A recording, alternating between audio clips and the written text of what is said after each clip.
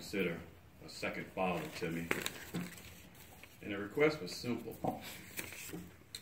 I said, please don't let me follow Brian Dyer on the program. And so, true to form, as we all can see now, that didn't happen. But because this young man meant so much to me and my professional development and what we did back in the car business, unlike Brian, I took some time to prepare something so that I wouldn't speak off the cuff, even though one of the most common things that Big Al and I had in common was a gift of gab. So my reuniting and learning from Al just took my gift to another level. So before I get too far off track, let me do what it is I've been assigned to do. I did, that was the worst phone call that I could get. Jan called me in the middle of my work day, located me on the internet. And when she called, I was, I have staff, and you kind of have to get through the armor before you get to me, because they know in my business, if a salesperson gets to me, then, salespeople are the easiest people to sell. But if you sell me, then they may not get paid, so they block all salespeople. And so they initially thought it was a sales call. And when they said Jan Mathis was on the line, I said, oh no, I know Jan, send her in. And so she shared some things that made this moment right now a bit easier for me, because her and her brother released him. And when I ran into Alfonzo last evening, and he asked me how I was doing, I said, no, Al, it's not about how I'm doing. I said, young fella, it's about how you doing. And so he was fine. So again, I found comfort in that, to be able to stand before you guys today to talk about my friend of 32 years. I wrote a little something, and I want to stay on point, because you know Al, and I was Al's protege. So if you thought Al could talk. The meeting of friends to pay respect to the memory of our dear friend is charged with an atmosphere that can be found nowhere else. All thoughts are toward one individual, and each of us with our own memories. Mine go back over a quarter of a century, to be exact, some 32 years of Al's 74-year life. I first met Al in 1984. I took a position at Hayward Clark Buick, where he was not just employed already at Hayward Clark Buick, but as I quickly learned, Al, or Big Al Mathis, was already the man. He was already the man.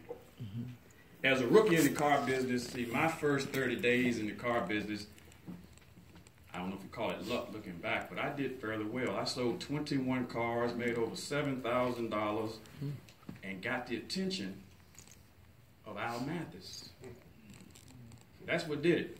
I got his attention after 30 days. He came up to me and said, good job, rookie. That was it. And of course, I should have known who I was, but I didn't. He said, good job, rookie, from the man that ultimately would become one of my life coaches, and he didn't even know it. And so I say I don't think he really know it because our relationship was kind of zigzag. He zigged and I would zag. If Al said it, it was almost like the gospel to me because as we went on to develop our relationship, the next 30 days in the car business, I got my next lesson because I sold 3 cars and made maybe about $800. And so Al Mathis pulled me to the side yet again and told me one of the biggest cliches that still remain in the car business. Said, my brother, 1 month you're a hero, and next month you at 0.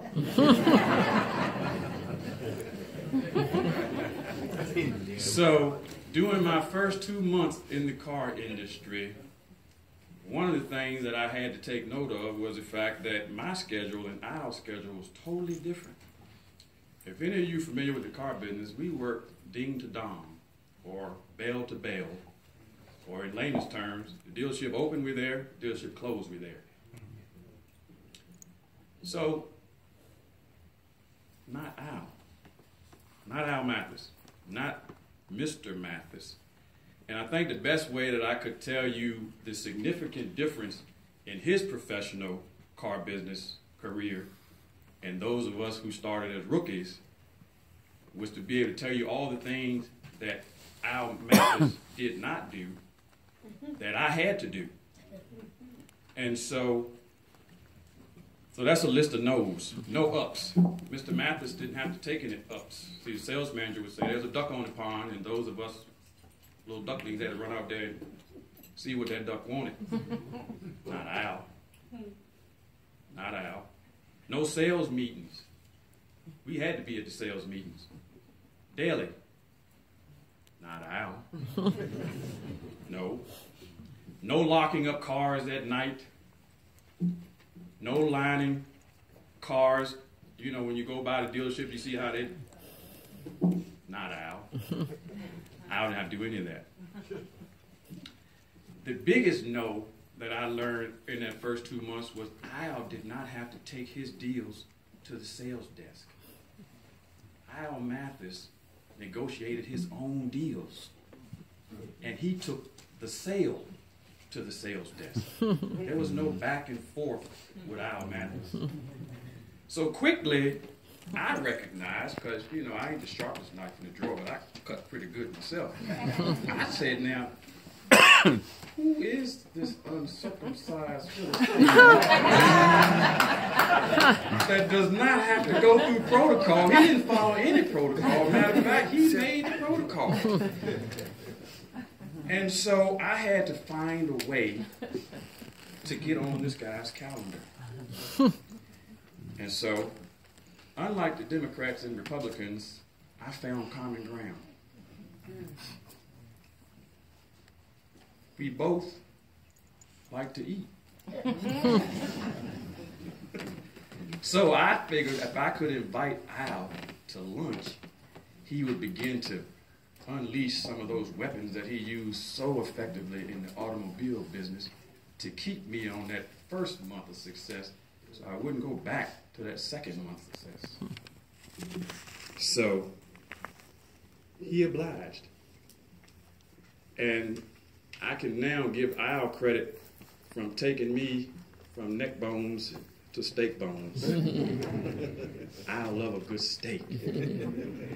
Our restaurant of choice was Cabuto's on Broad Street, within walking distance of the dealership. And we would frequent Cabuto's. We would frequent any steak place. And all I was doing, I was like a sponge. I was just sucking him dry of all of his personality, all of his cliches, all of his sayings. Now, that helped me a boatload. I didn't have the tenure that Al had because, see, Al could drive what he wanted to drive from a demo standpoint. But we used to get cars back then. That was one of the good reasons I got into the business, because I got to drive a new car. However, Al was driving Park Avenues, Sabres. We were driving Centuries, used cars. And so again, Al was the only salesperson that I met, and we had some heavy hitters back in those days.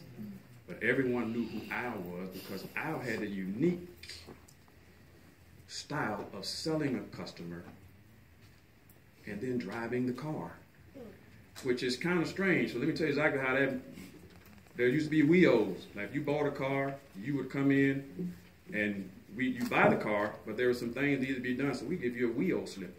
We owe you a set of tires. We owe you this, that, or the other. Our WEO slip, we owe you the car. And it just amazed me that his customers had so much trust in him that they would literally pay for a car, not pick the car up for a week or two at a time, and Al was driving it. Uncanny relationship. And so, make sure I ain't digress. Naturally, all of that intrigued me. So most people wanted to be like Mike. But no, like you, Terrell, want to be like your uncle. I want to be like your granddad. See, I really wanted to be like Al. Every time Al download something, I would go out and implement it because pretty much if it made Al money, I was going to do it. Yeah. I was going to do it. So like I said, he gets the credit for me going from neck bones to steak bones because I literally had the kind of relationship with him where all we did was talk, eat and talk, eat and talk. And so we always parted saying, yeah, man, until we eat again. And so,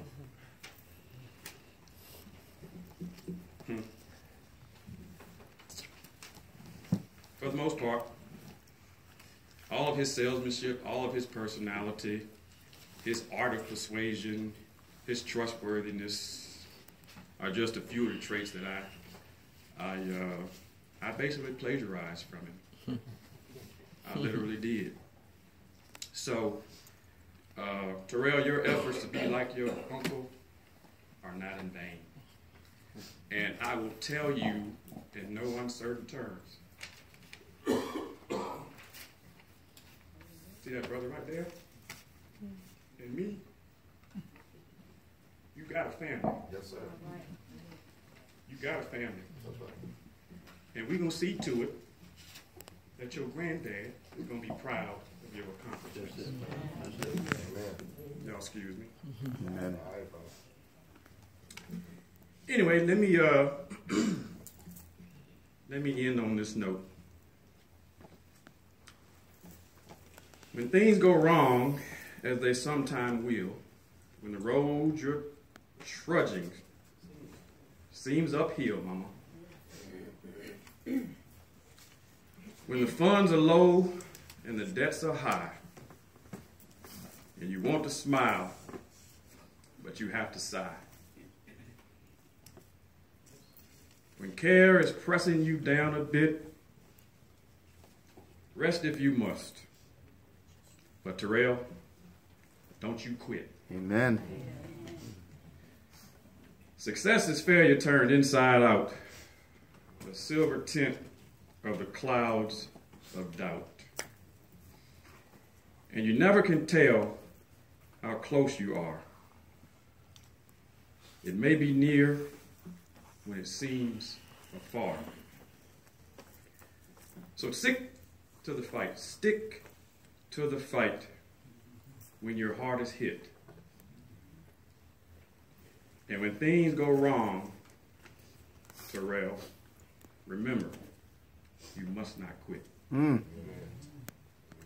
the family, the friends, everyone gathered here, from my wife and I, Jan, Terrell, AJ, Mama, John, Lois, we love you, and we're here for you. Amen.